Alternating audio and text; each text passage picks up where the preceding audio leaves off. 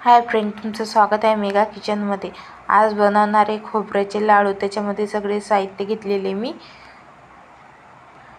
1 वाटी खोबरं घेतलेलं आहे. त्याच्यामध्ये 2 चम्मच तूप टाकलेलं आहे.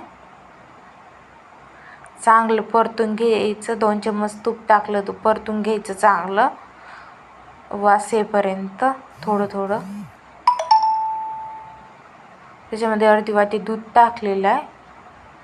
त्याच्यामध्ये दुधाची साय पण आलेली, ते पण टाकले मी. चांगलं फ्लेवर पण येतो आणि चांगलं लागतं खायला. अर्धी वाटी साखरपिठी घेतलेली आहे, ती मिक्सरमधून काढायची. 1 वाटी मी मिल्क पावडर घेतली, ते पण चांगली मिसळून घेतली.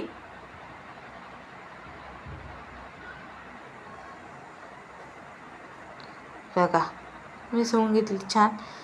लम्स नाही पडले पाहिजे. त्याच्यामध्ये 1 चुटकी केसर,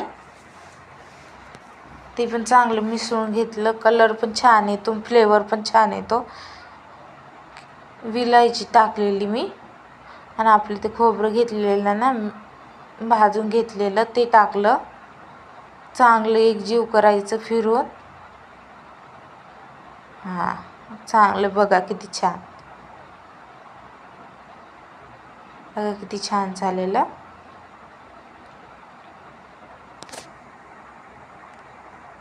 चांगले थंड होऊ द्या.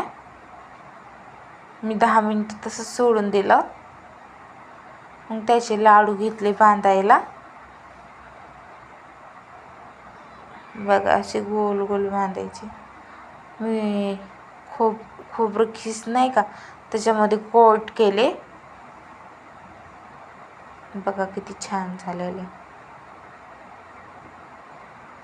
आपले सगळे तसेच बांधून घ्यायचे. बघा किती